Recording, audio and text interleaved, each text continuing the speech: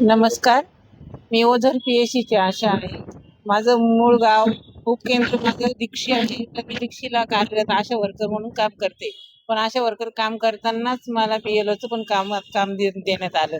नवीन-नवीन ते काम छोटंसं होतं म्हणून आम्ही आमच्या कामामध्ये करून घ्यायचो. पण आता जे काम देण्यात आलंय 7 एप्रिलपासून तर आत्तापर्यंत ते इतकं स्ट्रेसफुल आहे का आम्ही ते करूच शकत नाही. कारण आम्ही आमच्या कामाशी इमानदारीत काम करायचं की हे काम करायचं आमचं आम्हालाच सुचत नाही.